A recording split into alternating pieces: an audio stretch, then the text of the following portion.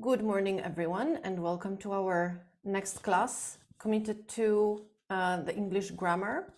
My name is Mariola Ochotnikova, and I'm very, very glad to see all of you here. So, in our last class, we discussed the differences and some specific situations where we use present simple and present continuous. I showed you that it's not that obvious as just to say that you use present simple when something is a repetitive action, and present continuous is used when this is happening right now. We discussed at length a lot of various options. Now, before we move forward, I wanted to kind of close that topic with two more remarks. The first one, and I will start showing you my whiteboard. Okay. So the first thing that I wanted to tell you and to show you is that we obviously in present simple, we say, for example, I like this idea.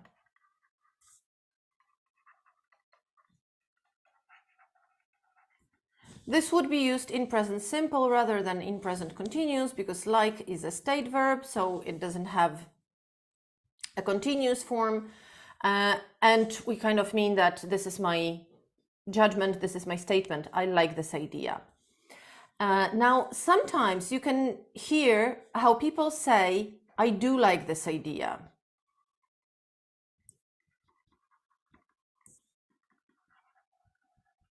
And we're still in the present simple. Everything is practically the same. This do here, it comes from, like, this is the auxiliary verb for present simple, right? So if we used a negation, we would say, I do not like this idea. Here we use this auxiliary as an reinforcement of our statement to say that I really like this idea. So that could be used in two options, like maybe even three. The first one is when you want to emphasize that I really like this idea, but, and here go some buts, right? So I do like this idea, however, I am not sure if this is achievable, for example. Then the second option is when you really you are overwhelmed with something and you can say, wow, I do like this idea. And that would be practically the same as just saying, wow, I like this idea. But this do just makes it stronger. And the third option is if you want to make a counter-argument in an argument, in a discussion, and someone tells you, for example, that, well, you know, I know you don't like my idea, just come on, admit it that you don't like it. And you say, no, I do like this idea. I do like your idea. And this do, again, it would also reinforce the meaning. In this context, that would contain all those thoughts like, you are wrong, you understood me wrong, I really like it, I'm sorry if I phrased my words incorrectly, but I do like this idea.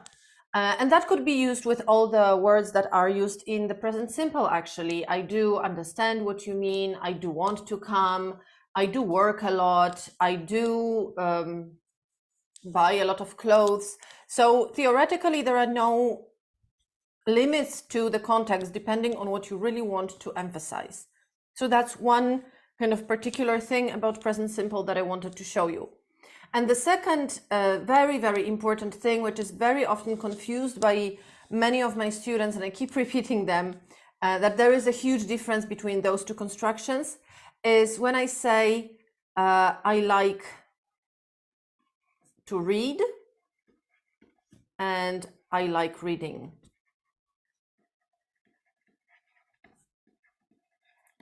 So this is present simple.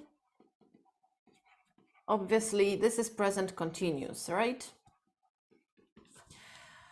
Now, what's the difference here? Theoretically, if we translate that into Slavic languages, that would be ja lubię czytać, ja lubię czytać, ja lubię czytać, ja lubię czytać. Literally no difference here. But there is something that we should add into translation when we say I like to read, it almost seems like, you know, sometimes, from time to time, not really often, it's like, it's fun to read once in a while. Versus I like reading, it means really I'm just crazy about it. I just, every spare minute that I have, I try to, you know, look for the book and for a book actually, and to read something. So the real translation should be, here I like reading, it should be я обожаю читать, я очень люблю читать, я uwielbiam czytać, ja bardzo lubię czytać. And I like to read could be translated more like, no, иногда прикольно почитать. Czasami jest fajnie poczytać. But the kind of emotional temperature here is way lower than when I say I like reading. So what is my message here? You can use both of those forms and there is no problem with that. And no one can tell you that, you know, kind of this is wrong, especially if you go to an exam, for example. But this is obviously the question of what message you put out there about yourself. So if you tell me that you like to read, I would think that, okay, so you are definitely not a person that I would try to discuss a lot of books with, for example, because I like reading. And if someone tells me I like to read, obviously I don't judge those people, but I mean, probably this is not a topic for a discussion for us. And then it turns out that you actually, like you read 5 books a week. So you obviously like or adore reading. And one more thing that comes logically from this idea is that it's very weird to say I adore to read, because then you say I adore, so this is a very strong verb, and then you say kind of to read from time to time. It doesn't really sound well. It kind of doesn't make sense. Again, you can say that, obviously, you can say whatever you like, but be ready for questions from people who would go like, huh? What do you mean by that? What are you saying? Okay? So that's the thing that I wanted just to close with present simple and present continuous.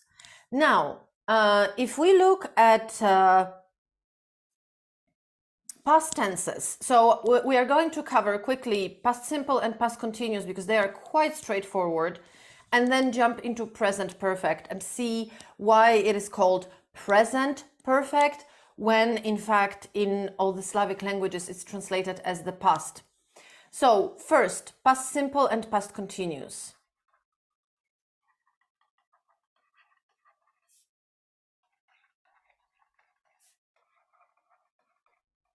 I'm not going to write the whole word. It's really all very long. I always write just, a short option for that.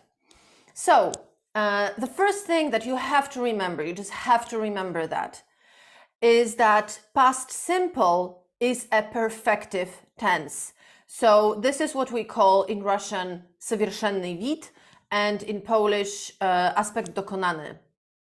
So this is something that just happened once, okay? So this is perfective, and we could say it's done. So the difference here would be obviously in the continuation of something and the result being achieved. So if I tell you that I did my homework,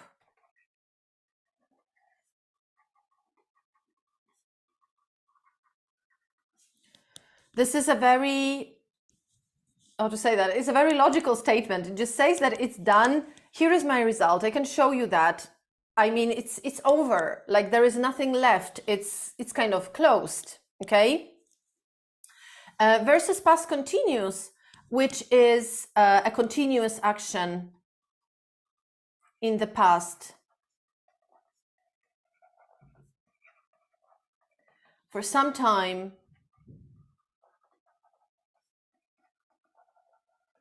and we don't know the result.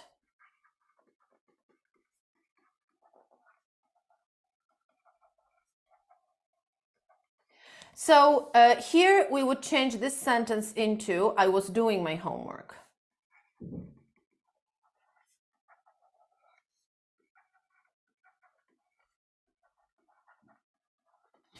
Every one of you who has ever gone to school, you probably know perfectly well this difference when you tell the teacher, you know, I was doing my homework yesterday. What would your teacher usually answer? But did you do it? You know, because I was doing my homework, it can have no result whatsoever. It does not mean that it has no result. We just don't know if there is. A very important thing about past continuous is also that it can be like a background to the main event. I'm sorry if you hear that, but my neighbors actually, I don't know, they apparently choose the time when I have group classes to make some renovation to the main event. So what does that mean? I would say, for example, I was sitting in my room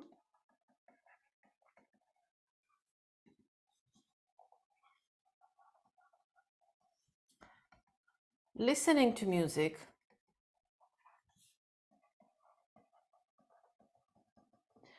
and doing my homework.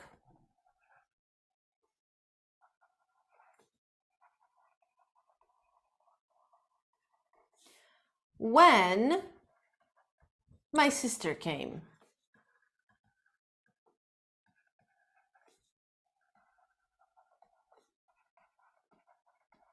For example, my sister came to me and said something. So you see, this is the background. This is what I'm telling you, how it looked like, what was happening. And you can, when I tell you a story, you can imagine the whole kind of setup of the scene, what was happening, what were the things that I was absorbed by, and then bam, the main event happens. So if I start this story like this, if I tell you that I was sitting in my room listening to music and doing my homework when my sister came to me and said, there will be probably some kind of drama. I'm not really saying about necessarily something awful, but that would probably, you know, that would be the beginning of a story that she came to me and said that, I don't know, a Luna Park came to our city, so we went there and I never finished my homework, for example. But still, the main event would be this, you know, exciting Luna Park coming to the city and, you know, we went there, okay? Or that could be something, as I said, more like emotionally dramatic, that she came to me and said that she was very unhappy. And we kind of, you know, we left back me sitting in this room and doing my homework. This is not important right now. I will be telling you then a story about why my sister was unhappy, how I comforted her, what we talked about, what I asked her, what she answered. And that would be all, you know, in past simple, those like actions that happened next, okay? And this past continuous would show again the background. So if I want to switch in that story about my sister's breakdown, and I want to show you how we were talking, I would go again for past continuous. So I would say she came to me and said that she was deeply unhappy. So I went with her to the kitchen. There we were sitting, you know, she was crying. I was trying to comfort her and I was brewing some tea when bam, again, and like one more important event, she finally told me that, you know, she wanted to break up with her boyfriend, for example. So again, like she told me that once, this is perfective. She told me it would be perfective. It was done. And then my reaction was something. That's the main difference between past simple and past continuous. Okay.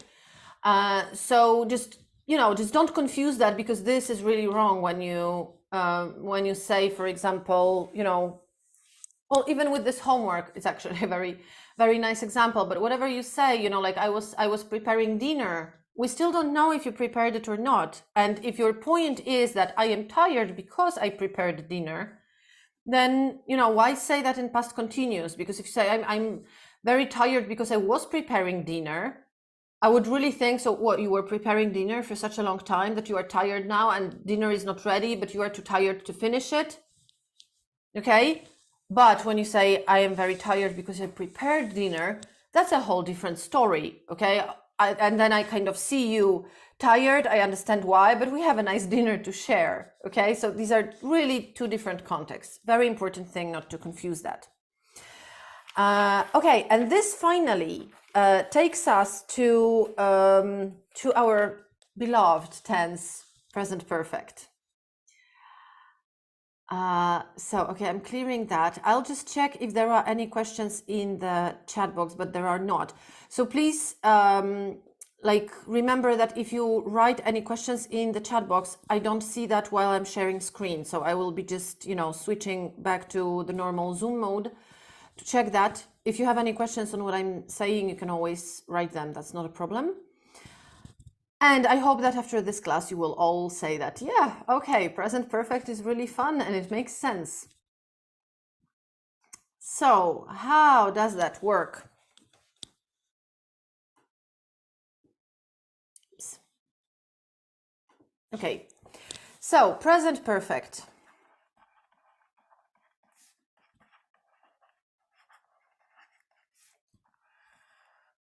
So what do we usually read in course books when we start learning about present perfect? We hear those ideas, and I'm sure you have all heard them as well, that present perfect is used when a specific event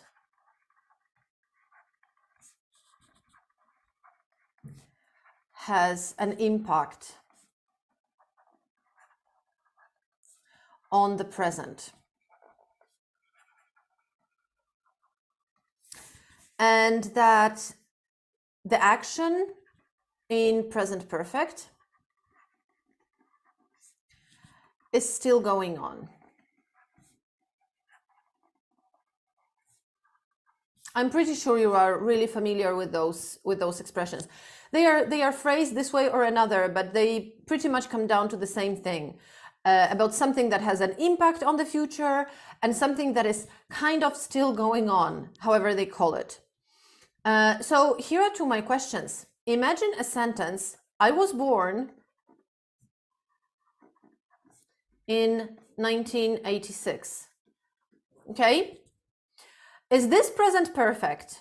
No, it's not. It's the passive. It's past simple passive. Okay? I was born.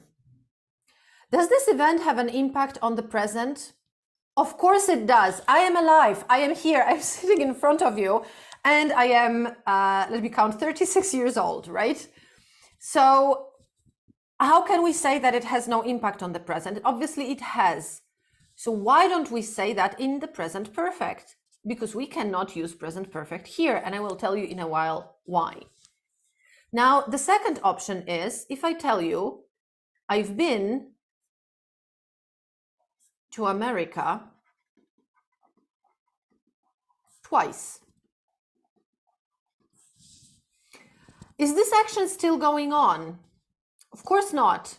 Like if I say I have been there, it means that I'm not there anymore. So it's not still going on. I'm not crazy. I don't think that Poland is America, right? So why is this then in present perfect when it's not going on anymore? You see what I'm getting at? I'm trying to show you that those phrases, like I would really like to cross them out. Although they are, in a way, they are correct, but we just have to think about this tense in a slightly different way. So what is the most important thing in teaching, learning, and understanding the present perfect? There is a crucial expression, which is called the time frame.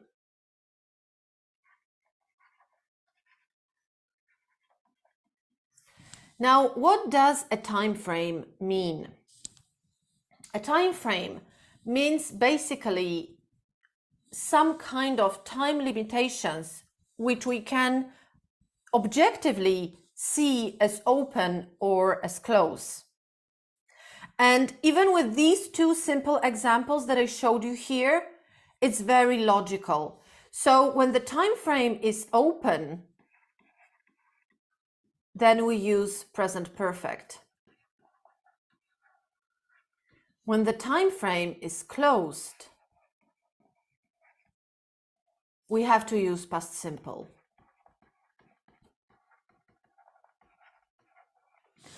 So when I say that I was born in 1986, and we can draw this timeline, here is now, here is, let's say, 2011, here is somewhere 1986.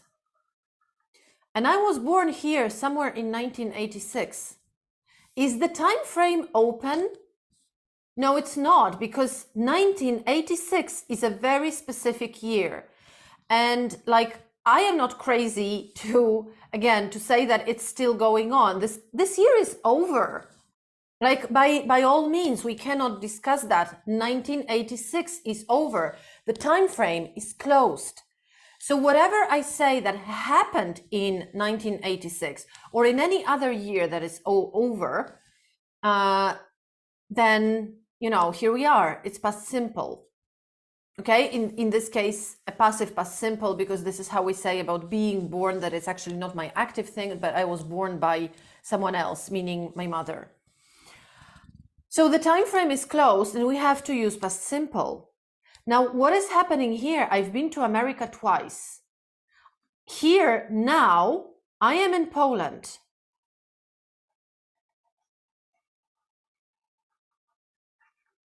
And let's say these are my trips to America. Why do we say about that in the present perfect? Why do we have the sense that the time frame is still open? Because from the moment when I came to America for the first time, up to now, my lifetime is still open. My time frame is not closed. And I can say that, you know, I've been there, and this is something like the state of having been in America is still going on, and it will be going on until I eventually die. And then when I die, some people could say she went to America twice or she was in America twice, and this will be past simple, even if they don't specify that my lifetime is over. But the meaning would be that, yes, we know that she's not alive, so she was in America twice. And that's all that we read about all the, you know, famous people, famous writers, when we state any, when they are dead, obviously, and we state anything about their past life, we would say that. So he went, he had an idea, he created something and stuff, okay? So that's the first thing. The second thing that I want to show you, I will be just giving you different examples, and we will be coming down all the time to the time frame, whether it's open or closed, and how do we know that?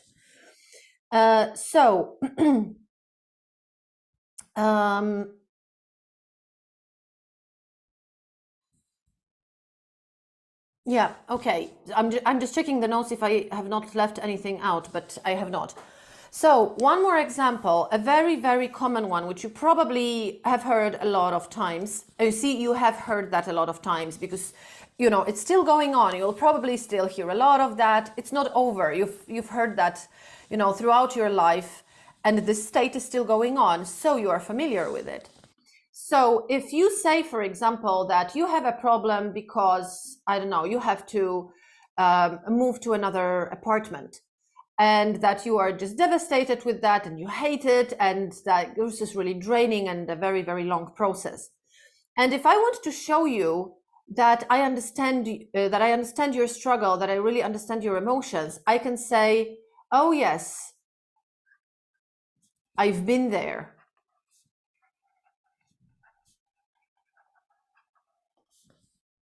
Americans in spoken language, they would just say, oh yes, been there. So they would leave this they would leave that out. But in the written language, we have to write that. Yes, I've been there. So what does that mean actually? We could translate that as ну да, я кое-что об этом знаю. Тоже это проходил. Or in Polish, no, wiem coś o tym, też to przechodziłam.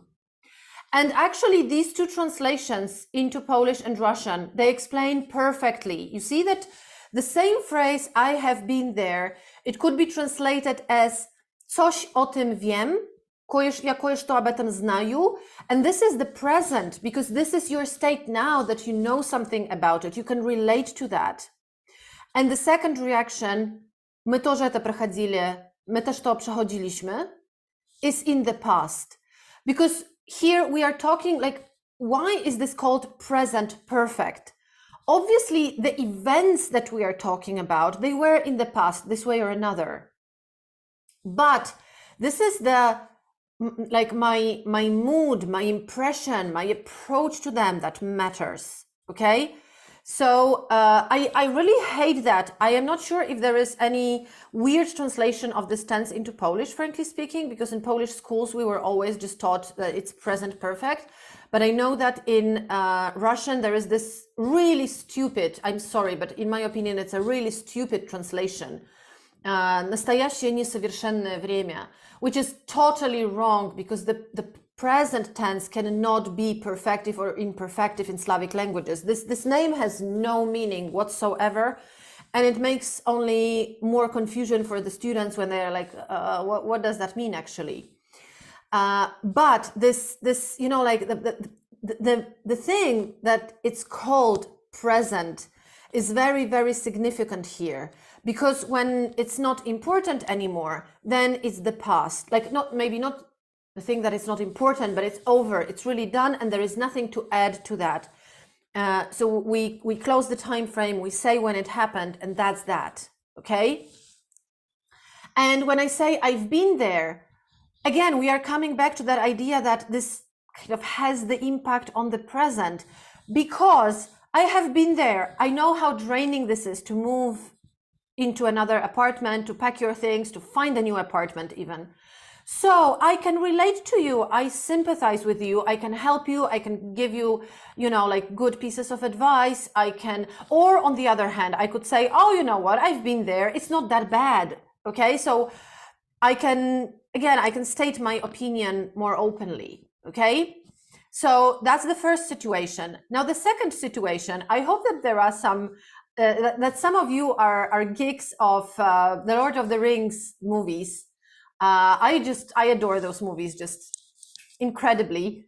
And if you have watched that at least a couple of times, you probably remember the scene when Gandalf is talking to Lord Elrond about the, you know, the struggle of what they should do about the ring that Frodo has and who has to take it to Mordor and how it should be done. And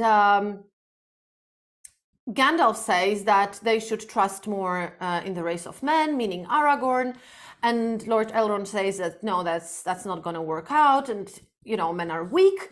And he says, I was there, Gandalf, 3,000 years ago. For those of you who don't know that, Lord Elrond is an elf, so he's immortal, and yes, he remembers what happened 3,000 years ago.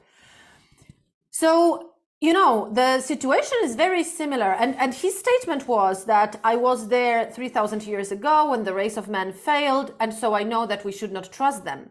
So in a way, based on this event 3,000 years ago, Lord Elrond makes his assumption and his like opinion about the race of men and about what they should do now.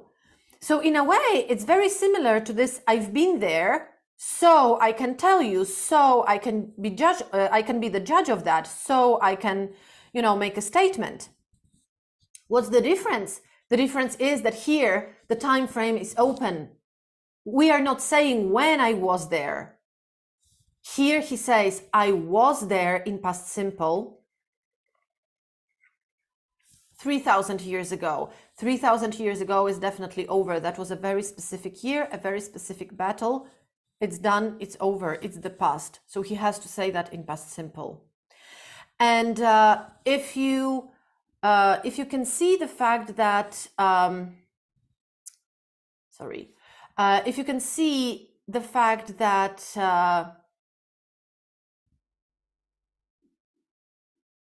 I'm sorry, I lost my line.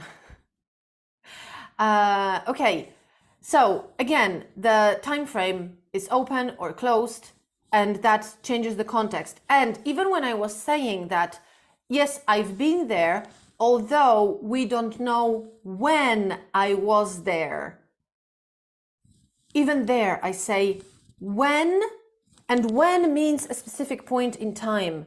So I immediately switch to past simple.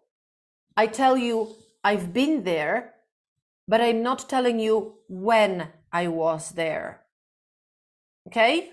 So that's the second significant example. Now, one more important thing that comes logically from that is like the time frame.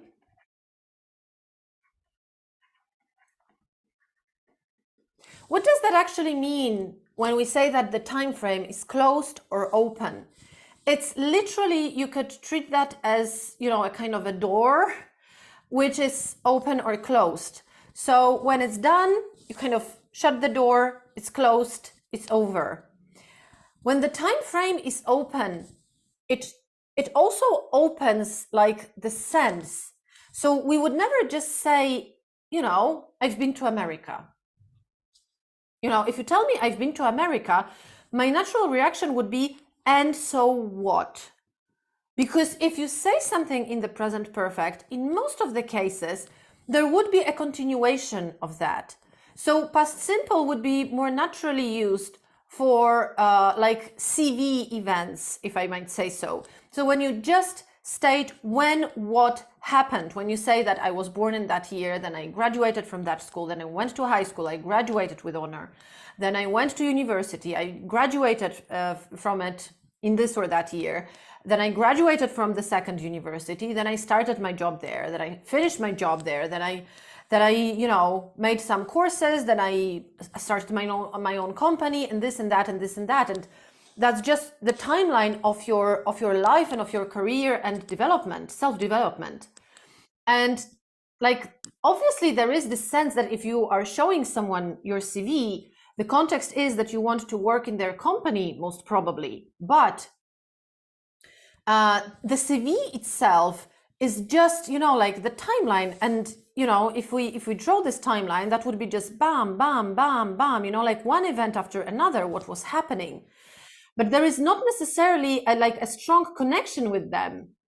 You're just saying that you were born, then you went to school, you graduated, you went to university, you graduated, you started your job, you made some courses, then you opened your own company.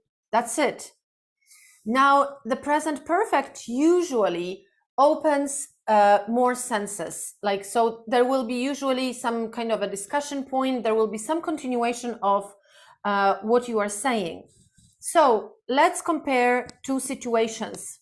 I'll just clear the board, and let's imagine two situations. The first situation, we are on a walk and you ask me, where is your bag?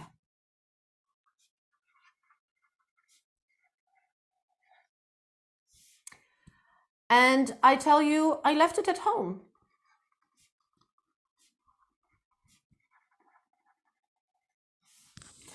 This is obviously past simple.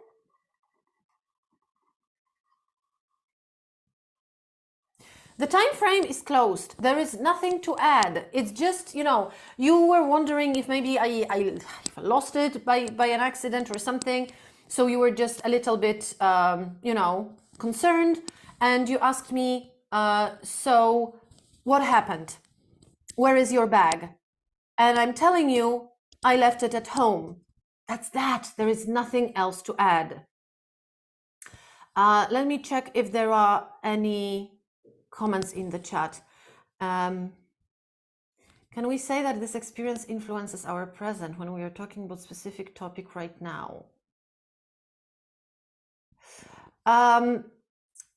Anna, could you please be a little bit more specific? What do you know, because theoretically, you know, in a philosophical understanding, everything influences our present. As I said, the fact that I was born influences my present, obviously. The fact that I went to school influences my present because it shaped me as a person.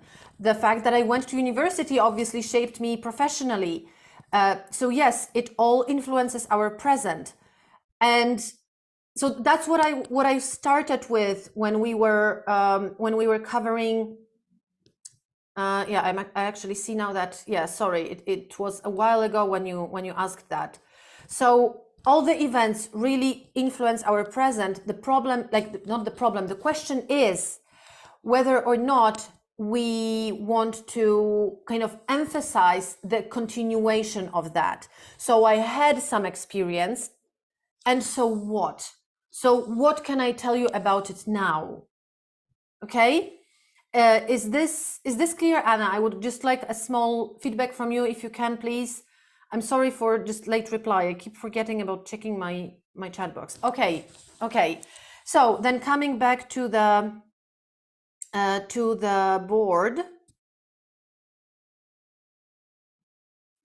So where is your bag? I just left it at home. That's over. There is nothing. And again, if I told you that, if we were really on a walk, you would say, okay, so let's go. No problem. That's over. There is no more discussion about that. Now, if we imagine that you ask me, where is your bag?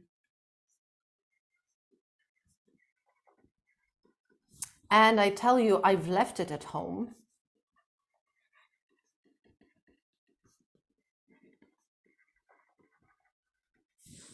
That would be probably, you know, like a red light, Tino, oh my God. So now we have to run back. We have to check something. She doesn't have money. She doesn't have keys. I don't know, like there is something, maybe not really, you know, like drama, but there is something important going on here. So here, as I said, the discussion would be over. Here, probably the answer would be, so what are we doing now?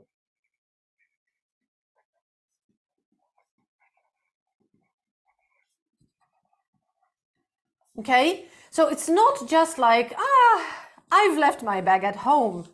No, there is, so what? So I need your help. So we have to go somewhere. So I don't have my phone. So I don't know how to get back. So I will be locked out because I don't have keys, you know, whatever. It might be more or less serious, and it's not about the seriousness of the consequences, because we can also imagine that we just, you know, we are like 20 meters from home, and you ask me, where is your bag? And I'm like, oh, I've left it at home. So I'll just, you know, I'll just come back, take it, and, you know, there is no problem. So it's not about how dramatic the event is, but that there is something else to it. Okay, so this open time frame, it is also open to the to like more senses and like some more information. In the same way, with my sentence about the fact that I've been to America twice, I could imagine that, for example, you know, we are having a discussion, and someone tells me that, oh, you know, the Americans are really stupid. They are very naive. They don't understand anything. And, you know, as a discussion point, I would say, oh, you know, you're wrong. I've been to America twice, and I can tell you that not all the Americans are like that. So the fact that I have this experience and I've been there twice, it gives me now the right to continue this discussion and to, you know, to state my opinion and to reinforce my opinion. So it's not just that I think, you know what, like, you're wrong, but this is actually a strong statement. You know, have you been to America? Because I have been there twice, and I can tell you that from my experience, you know, they are very, very nice and polite people and so on. So that's the second, you know, like big context to show you the difference between past simple and present perfect. Okay. Okay, now I will stop sharing for a second, check the comments again. There are no new comments. And we are coming back. Now, the second point that I told you, which always appears in the course books when we are talking about present perfect, is the fact that this is kind of still going on. What does that mean? Because again, we are not crazy people, right? We understand that if I've been to America, it's in the past, it's over anyway. Like the trips are over. So what does that really mean that it's still going on? So let's imagine a situation, for example, when you went running and you were running, you made really, like good distance, for example, and then you come back home and you run up the stairs and you run into the apartment and your husband or your wife or whoever from your family asks you, where have you been? So the first question would be in present perfect as well. Where have you been?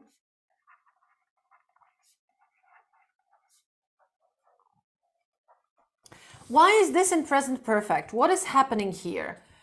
The thing is that if you imagine that someone was very, very stressed and concerned about you, and they didn't know where you are, and they were like, oh my God, where is she? Where is she? Where did she? She doesn't answer the phone. I have no idea where she is. And I'm really, and then, you walk in and they are still in this, like wind up, stressed situation and emotions. They're like, oh my God, where have you been? Obviously, they are not crazy. They see that you are here. So your absence is over, but not here. Like they are still like, oh, where have you been? Oh my God, I was so stressed. Okay.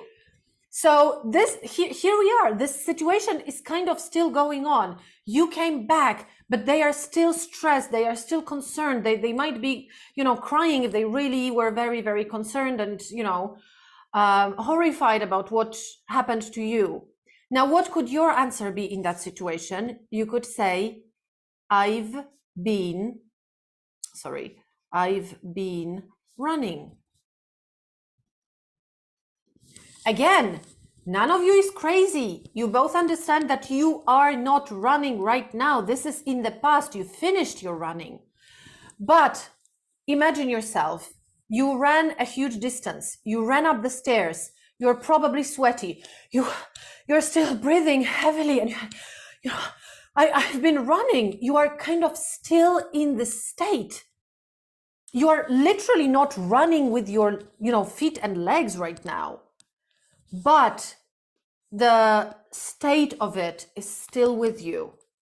And once you both calm down, you take a shower and your relative, family member, whoever that was, calms down because they know that, okay, you are safe and sound, everything is fine. Then, then you would say, for example, my mother went running and I was very stressed.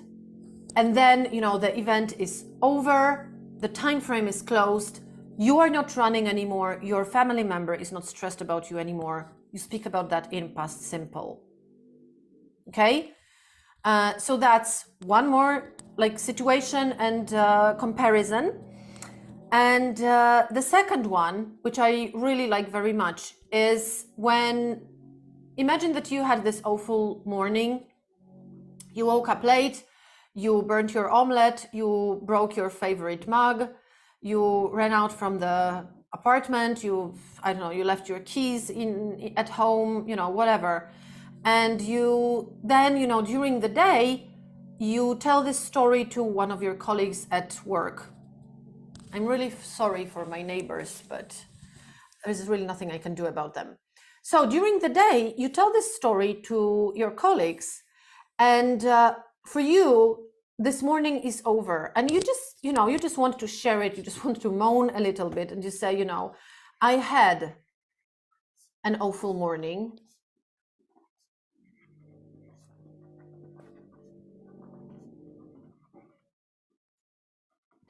I woke up late.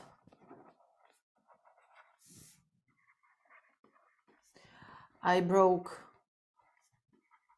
my mug, etc. And that would be all in the past simple, right? Because these are events which are really in the past, the time frame is closed, you're just relating to the story and just, telling what happened.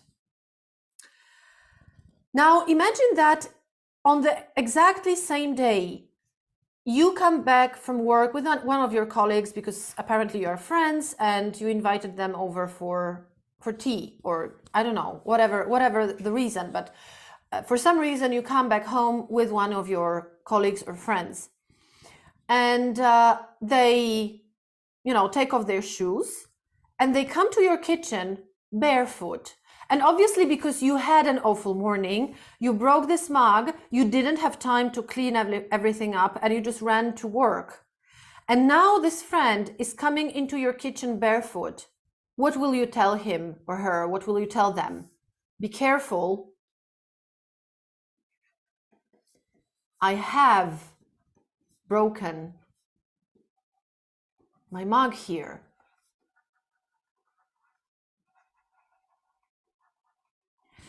To you, this is exactly the same situation, because you broke this mug in the morning. But you see, when I specify the time frame and the morning is over, I say you broke your mug in the morning. This is still the same day. This is still the same you. This is still the same apartment and the same kitchen. But in the first context, when this is over for you and you are just telling that, okay, it happened there, it's over. Just, you know, when I come home, I have to clean the whole mess. But here, when your barefoot colleague comes into your kitchen, this really has a huge effect and impact on the present, because they might cut themselves. And you just scream, be careful, I have broken my mug here. So just don't walk here, or be very careful, or just, I don't know, wear slippers, or just give me a minute, I will clean this whole mess up and then you can come in. So the situation is the same.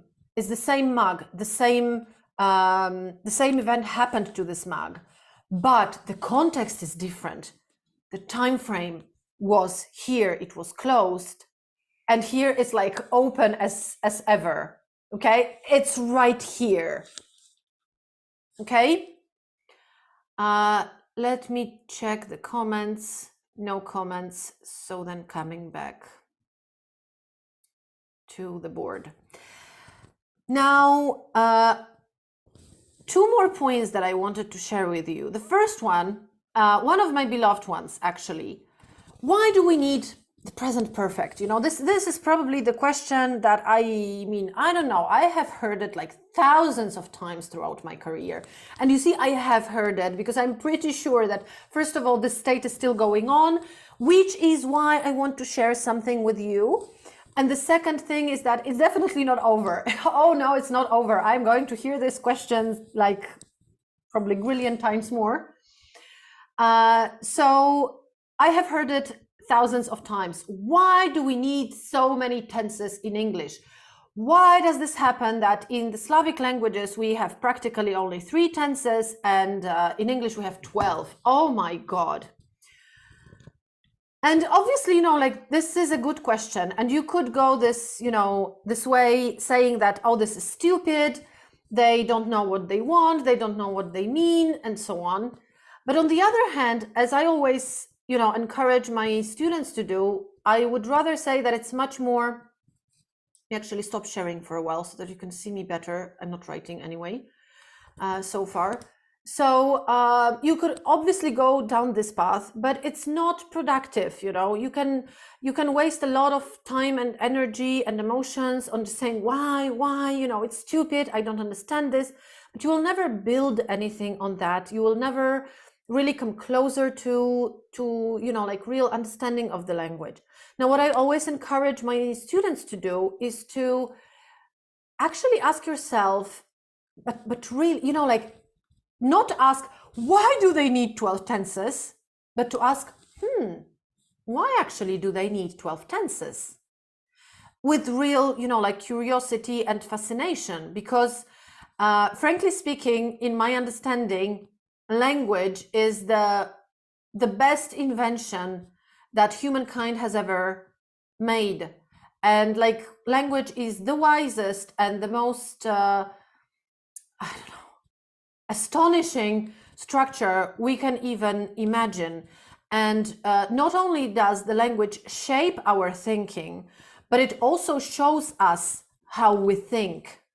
And if there are 12 tenses in English, it is for a reason. And we have to ask for that reason instead of saying that, oh, because they are stupid and, you know, we made things better. So have you ever thought why in the whole world literature, probably the biggest amount of the most significant and most famous criminal writers were English, or at least writing in English? I'm not talking about nationality here, but I'm talking about writing in English, as did Agatha Christie, as did Conan Doyle, as did Forsyth, just, you know, to name the three most crowned ones probably, but you obviously know what I'm talking about. So there are a lot of detective stories that were written in English. And I think that this is one, like, I don't know, one of the consequences probably of how the language shapes people's minds, because English is all about deductions and it's all about analyzing the situation. As much as I told you, even in the very beginning of our class, about I like reading and I like to read, you say practically the same words almost. You use the same verb I like, and then you talk about the same action of reading. You just change the tense, and I understand your approach. And you don't have to say anything additionally, like from time to time, very seldom, it's sometimes nice. You just say I like to read or I like reading, and I know everything that that I need to know about you. Anna is asking, do they really use every tense? A very good question. I wanted to cover that in the very, very end of the class. Like, yes and no. Like, not everyone uses every tense, but we cannot say that there are tenses which are totally dead. So like mainly, you know, depending on what your goal is, if you just want to leave, especially if you just want to live and work in America, you can almost forget about present perfect, although believe me, even Americans use it from time to time. But in many cases, they would just say, I left my bag at home, so we have to go back now. I broke my mug here, so please don't walk in the kitchen barefoot. And they would be okay with using past simple here because, you know, like the context still gives us a lot. British people, they really adore the present perfect tense. And a very important point is that if you ever wish or need to pass any international exams, you have to use, like you must, this is really a must. You must use the present perfect tense, the past perfect tense, which we'll cover in the future as well. And like it's just inevitable. So what I usually say to my students, if they even think about emigrating or they have already emigrated, but they haven't yet passed any exams, I always tell them when they study with me that it's actually better to study on this high level of English and be ready to talk in the like really like British English, although I'm very cautious with this term. And then if they, once they have already passed those exams, they are ready, or they understand that they don't need those exams and they just communicate with Americans, for example, on a daily basis, then, you can always shift down. This is easy. But if you get used to saying, I broke my mug, I left my bag all the time, then when it comes to the exam, you will be like, why present perfect here? What are you talking about? What is the purpose here? So can we leave without present perfect? Yes, we can. And in many cases we leave without that. And in many cases, I will tell you even more, different natives would phrase their thoughts differently, because for some of them, the importance would be on stressing that this has this impact on now. And for someone else, the same event would be just in past simple because, this is over. And I see that a lot when I talk to natives, and there is nothing to be done about it. I think that in years to come, maybe present perfect will die, but not yet. And you can't just say that, no, we don't use that, we don't need that, okay? Now, about the deduction thing, the last thing that I wanted to show you is a real event which actually really happened in the UK, when a woman got imprisoned for a simple reason that she misused grammatical tense. So what happened? A woman came to the police and she said that her husband had gone missing. So she has no idea about his whereabouts, and she's scared, she's afraid what could have happened to him. So the police started, obviously, like investigating the case, what could have happened. They started asking her, is it possible, for example, that he had another family? No, that's not an option. So they were, in good relationships, like no other family, no other woman, nothing. Okay. Has it ever happened that he, for example, went out unexpectedly on some, urgent business trip or something, and he forgot to tell her about that? No, it has never happened. So they ask her, is this possible? Is this possible that he had an urgent meeting or something like that? They asked her. And he forgot about it.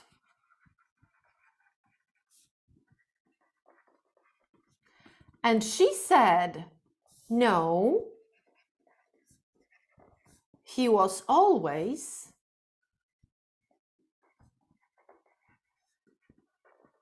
very well organized. And here, the police started having real doubts as to whether or not her story was truthful. Because look at this context. A woman is panicking because her husband has gone missing. She is afraid that something could have happened to him, but she loves him. She's his wife. So she is obviously the person who should give up hope the last. So presumably, even if the police, for example, tells her that most probably your husband, was kidnapped or something, she would not believe that. You know how it works, in good relationships, you still have hope that, no, he's still alive. He will come. Sorry, he will come. He will, something will turn out. I don't know what, but I will see him again. So she would always think about him as if he was alive. And for some reason, she's saying he was always very well organized. So the time frame is closed. If she had this hope, she would say he has always been. Meaning that he still is very well organized. Why did she close this time frame then? Because, as it turned out, she had killed him. And this one sentence gave her away because she closed the time frame. So she clearly knew something that the police hadn't known at that point, because she killed him. And to make it clear, it does not mean that, she said a sentence wrong and they're like, oh my God, you haven't used present perfect, you go to prison. It was not like that. And obviously, if we were talking about foreigners, for example, the police would probably, investigate that deeper, and they would, say and calculate in the factor that, that's a foreigner, they might misuse the grammar. So it's not just that she went to prison for misusage of grammar. It does not work that way. But you see how significant it is and how deductive it is. She said he was always very well organized. She didn't say that, but the police immediately thought, and so what's happening now? So the time frame is really the clue word when we speak about present perfect, whether it's open or closed. the story of this woman who got imprisoned for misusing the tense, as I said, it's a real story. I'll try to find that again in the news. I think it will be easy to find that, and then I'll put that in the description box below.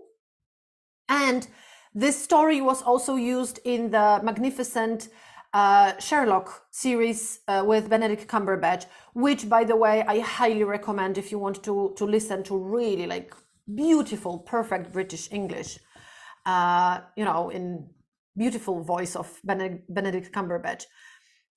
So that was used there, and so yeah, they actually took the real event, and it was a very, very Sherlock thing, you know, to analyze it that way and to say, ah, okay, so she killed her husband.